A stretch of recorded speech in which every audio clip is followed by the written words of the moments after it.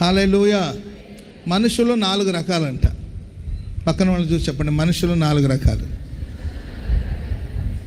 ఏం చెప్పు? Praise the lord.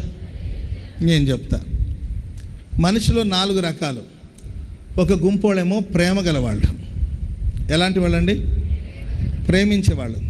ఈ ప్రేమించేవాళ్ళు 2 గ్రూపులు ఉంటారు. ప్రేమించి అన్నీ చేస్తారు. అన్నా ఈ కప్ ఇస్తారా? తీసుకోండి. అన్నా ఆ పెన్ ఇస్తారా? తీసేసుకోండి. అన్నా మీ బైబిల్ ఇస్తారా? తీసేసుకోండి. అన్నా పాటల పుస్తకం ఇరా? తీసేసుకోండి. ప్రేమించి అన్నీ చేస్తూ ఉంటారు కొంతమంది. ఇచ్చేసి హ్యాపీగా పోన్లే, మనం గిన్నెడు మంచినీళ్ళు ఇచ్చిన దానికి ప్రతిఫలం దేవుడు ఇస్తాడని హ్యాపీగా వెళ్ళిపోయే ఒక గుంపు అనమాట. ఈ ప్రేమించే వాళ్ళు ఇంకో గుంపు ఉంటారనమాట. ఇస్తారా? ఇచ్చి బాధపడుతూ ఉంటారు. ఎన్ని చేస్తుంటాను నేను, ఎన్ని చేస్తుంటాను ఈ మనిషికి. అసలు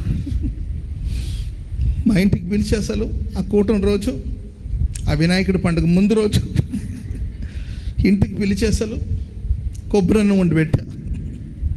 దున్నపోతలకు తినేళ్ళింది. చూడు అసలు నన్ను పిలవలేదు అంటుంటారు. ప్రేమిస్తూనే ఉంటారు, బాధపడుతూనే ఉంటారు. ఇదొక ఈ జీవితాలకు అసలు నెమ్మదే ఉండదండి అసలు. అటున్నప్పుడు నిన్ను ఎవరు పిలిచారు? ఎవరు పులిహోర వండమన్నారు? ఎవరు కొబ్బరి అన్నం వండమనంటే కొబ్బరి అన్నం వండడం మానరు. ఏంటండి? పులిహోర వండడం మానరు. జనాలకి వడ్డించడం మానరు. వడ్డించి బాధపడి ఇచ్చేసాను. అసలు ఎంతో ఇష్టపడి కొన్నాను, ఇచ్చాను, సంతోషంగానే ఇచ్చాను, కానీ చూసే ఒక థ్యాంక్ యూ కూడా చెప్పలేదు. Praise the lord. ఇలా ఉండొద్దండి. ప్రేమించారా? విడిచిపెట్టారా? Okay, praise the lord. Hallelujah. ఇదొక గుంపు. రెండో గుంపు మూర్ఖులు. ఎవరు చెప్పండి? పక్కన వాళ్ళు చెప్పండి. వాళ్ళని చూసి మీరని అనొద్దు. మూర్ఖులు అనేవాళ్ళు ఉంటారని చెప్పండి. మూర్ఖులు. వీళ్ళు ఎవరు తెలుసండి? ప్రతిదీ మూర్ఖంగా మాట్లాడతారు. మూర్ఖులు. వీళ్ళకున్న బుద్ధి ఏం చెప్పనండి. ఇప్పుడు ప్రైజ్ ది లార్డ్. నాకు నచ్చలేదండి ఈ మంచినీళ్ళు నచ్చలా. నాకు మంచినీళ్ళు నచ్చలా. నాకు నచ్చకపోతే మీకు ఎవరికి నచ్చకూడదు. అది నాకు నచ్చలేదు, నీకెందుకు నచ్చుతుంది అంటే, నీకు నచ్చకపోవచ్చు, నాకు నచ్చిందయ్యా. Praise the Lord. నేను ఒక మనిషి నాకు నచ్చలేదు, ఆ మనిషితో మనం మాట్లాడడం. ఏంటండి? నేను మాట్లాడిన మనిషితో నువ్వు మాట్లాడకూడదు. ఇది మూర్ఖత్వం కదా. నీకు నచ్చలేదు, నువ్వు నచ్చినట్టుండు. వాళ్ళకి నచ్చింది, నాకు నచ్చింది ఎవరికి నచ్చకూడదు. ఇది మూర్ఖత్వపు గుంపు. మూడవదిగా ప్రియులు, స్వార్థ ప్రియులు. ఏ ప్రియులు అండి? స్వార్థం. ఈ స్వార్థ ప్రియులో 2 గ్రూప్ ఉంటారు. ఏంటండి? వాళ్ళ స్వార్థం వాళ్ళకి, ఎవరిని పట్టించుకోరండి. కూటమి అయిపోయిందా? ఏమైనా ఉందా? ఎక్కడైనా ఉందా లేదా? ఉందని తెలిస్తే సర్లే నేను వెళ్తున్నారు అన్న, నేను కూడా వస్తాను. చూసుకోండి అయ్యా, పనులు చూసుకోండి మీరంతా, నేను వెళ్తానులే అన్న. మేము కూడా మీరు మీ పని చూసుకోండి, నేను వెళ్తాను. ఎక్కడ? నాకు అడ్రస్ చెప్తే చాలు, నేను చూసుకుని వెళ్తాను. వాళ్ళ ప్రపంచంలో వాళ్ళు ఉంటారు. వాళ్ళు ఎవరికి హాని తలపెట్టరు. నేను బాగుండాలి, నా ఫ్యామిలీ బాగుండాలి, నా పిల్లలు బాగుండాలి. Praise the Lord. అంటే దైవజనుడు రమేష్ మాస్టర్ గారు చెప్తూ ఉంటారు. ఆయన ప్రార్థన ఇలా ఉంటుందండి. ప్రభువా నన్ను ఆశీర్వదించండి అయ్యా. ప్రభువా నా భార్య భర్త ఉన్నాడు కదయ్యా. ఎవరు? ఈయనే. ఆయన కూడా ఆశీర్వదించయ్యా. ప్రభువా నా పిల్లలు ఉన్నారు, నా పిల్లల తండ్రి ఉన్నారు కదయ్యా. ఎవరేసయ్యా? నేనే కదా. ఆశీర్వదించ. ప్రభువా మా అమ్మ ఉంది కదా, మా అమ్మ కొడుకు ఉన్నాడు కదా, నేనే ప్రభువా నన్ను ఆశీర్వాదం. అంటే ఎవరి గురించి ప్రార్థన చేసిన దాంట్లో నేను అని కోరుకునే స్వార్థ ప్రియులు. ఏంటండి? ఇదొక గుంపు. వీళ్ళలోనే స్వార్థ ప్రియులు. వీళ్ళ స్వార్థం కోసం సాటి మనిషిని చావు కొడతా ఉంటారు. వీళ్ళ స్వార్థాల కోసం ఎదుటి మనిషిని నొప్పిస్తుంటారు, బాధిస్తుంటారు. వీళ్ళ స్వార్థం కోసం ఎదుటి మనిషిని కష్టపెడుతుంటారు. ఇదొక గుంపు. 4వ గుంపు ఉందండి. వీళ్ళు జ్ఞానులు, బుద్ధిమంతులు. స్తోత్రం చెప్పండి అతని గట్టిగా. హల్లెలూయా. ప్రేమ గలవాళ్ళు, మూర్ఖులు, స్వార్థ ప్రియులు, జ్ఞానులు.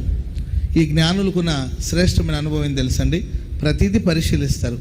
ఎక్కడ మాట్లాడాలో అక్కడ మాట్లాడతారు. ఎక్కడ మౌనంగా ఉండాలి అక్కడ మౌనంగా ఉంటారు. మాట్లాడవలసిన చోట వాక్యం మాట్లాడవలసిన చోట మాట్లాడతారు. మౌనంగా ఉండవలసిన చోట మౌనం. అది చెడు కాలం. చెడు కాలమందు బుద్ధిమంతుడు ఎలా ఉంటాడు? ఊరక ఉంటాడు. నేను బుద్ధిమంతుడిని, నేను జ్ఞానవంతుడని నోటికి వచ్చిందంతా మాట్లాడి అనవసరమైన సమస్యలు తెచ్చుకోడు. జీవ మరణాలు నాలుక వశంలో ఉందంట. జీవం ఎక్కడుందండి చెప్పాలి? ఎక్కడుంది జీవం? ఎక్కడుంది? నాలుక వశంలో. మరణం ఎవరి వశంలో ఉంది? నీవు మాట్లాడే మాటలను బట్టి అక్కడ జీవమైన మరణమైన. Praise the lord. చెప్పండి గట్టిగా హల్లెలూయా. ఎక్కడ మాట చూడండి, 18వ అధ్యాయం సామెతల గ్రంథం, సామెతలు 18:21 చదవండి. జీవం మరణములు నాలుక వశములు, దాని యందు ప్రీతి గలవాడు దాని యొక్క ఫలము తింటాడు. Praise the Lord. మన మాట ఒక విత్తనం వంటిది. చెప్పండి, మన మాట చెప్పాలి నోరు తెరిచి. మన మాట విత్తనం వంటిది. మంచి మాట విత్తామనుకోండి, మంచి పంటను కూర్చుకుంటాం. Praise the lord. మంచిగా మాట్లాడుకోండి. నేను బాగుంటాను, ప్రైజ్ ది లార్డ్, నేను హెల్తీగా ఉన్నాను, ఐఎమ్ బ్లెస్డ్, నేను భాగ్యవంతుడిని, ప్రైజ్ ది లార్డ్. ఏంటయ్యా నీ భాగ్యం అంటే, నాకు ఒక సైకిల్ ఉంది, నేను భాగ్యవంతుడిని, నాకు ఒక అద్దిల్లు ఉంది, నేను భాగ్యవంతుడిని, నాకు ఒక మంచి భార్యను దేవుడు ఇచ్చాడు, నేను భాగ్యవంతుడిని, హై స్కూల్ చదువుకుని 2 పిల్లలను దేవుడు నాకు ఇచ్చాడు, నేను భాగ్యవంతుడిని, ప్రైజ్ ది లార్డ్. వారానికి ఒక రోజు మా ఇంట్లో మేము నాన్ వెజ్ వండుకుంటాం, మేము భాగ్యవంతులం, ప్రైజ్ ది లార్డ్. మేము హోసన్న ప్రార్థన మందిరానికి వెళ్తాం, మేము భాగ్యవంతులం. మాకు ఒక దైవజనుని దేవుడు దయచేశాడు, మేము భాగ్యవంతులం. మేము అపోస్తల సహవాసంలో ఉన్నాం, నేను భాగ్యవంతుడిని. ఇవి విత్తండి, ప్రైజ్ ది లార్డ్. ఇది చేత కాకపోతే మౌనంగా ఉండండి. మాట్లాడడం చేత కాకపోతే మౌనంగా ఉండాలి, అంతే. దాన్ని వదిలేసి ఏం బతుకు, ఎవడి కోసం బతకాలి, ఏంటి, ఏంది, ఎవడి కోసం బతకాలి, అరే ఇవా మాట్లాడాల్సింది. ఏం సంపాదించి పెట్టావు, ఈ కాదు. జీవము మరణం నాలుక వశంలో ఉంది. I'm healthy, praise the Lord, I'm blessed, నేను ఆశీర్వదించబడినవాడు. రోగాలు ఉండొచ్చు, రోగాల్ని భజన చేస్తూ కూర్చోవద్దు, ప్రైజ్ ది లార్డ్. ఉన్నాయి, ఎవరికి లేదు చెప్పండి, ఎవరికి లేదు బలహీనతలు చెప్పండి. బలహీనతల్ని విత్తి బలహీనతల గురించి మాట్లాడితే బలహీనుడు అవుతావు. దేవుడు చేసిన ఘనకార్యాల గురించి మాట్లాడాలి. ఆమెన్. మూర్ఖుడిలాగా ఉండొద్దు, స్వార్థప్రియుడిగా బ్రతకొద్దు. జ్ఞాని ఎక్కడ మాట్లాడాలో అక్కడే మాట్లాడతాడు. జ్ఞాని మౌని, ప్రైజ్ ది లార్డ్. సీయోనులో మౌనముగా ఉండుట. అప్పుడప్పుడు లోకంలో మౌన వ్రతం అంటారు కదా, అట్లా అప్పుడప్పుడు మౌనంగా ఉండండి, అది మీకు మంచి. దేవుని సన్నిధిలో మౌనంగా ఉండుట, దేవుని స్తుతించడం. ఊరికే బెల్లు బ్రేక్ లేకుండా మాట్లాడి మాట్లాడి మాట్లాడి ఈ మాటలు ఎంత ఎనర్జీ లాస్ అవుతుందండి. మౌనంగా ఉంటే ఎనర్జీ సేవ్ అవుతుంది, ప్రైజ్ ది లార్డ్. అప్పుడప్పుడు మౌనంగా కూర్చోండి ప్రభు సన్నిధిలో. మౌనంగా వారానికి ఒక రోజు, నెలకు ఒక రోజు పని కట్టుకొని ఏంటంటే తలుపులు వేసేసి, ఫోన్లన్నీ కూడా స్విచ్ ఆఫ్ చేసేసి తలుపేసుకొని ఎక్కడో ఒక మూల మీద మౌనంగా పాడనా, మౌనముగానే స్తుతి కీర్తన, చూడనా ఊరకనే నిలిచి నీ పరాక్రమ కార్యములు, పాడనా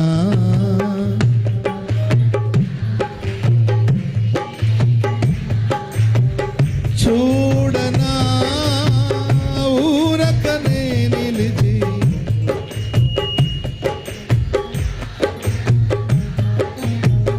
యేసయ్యా నీతో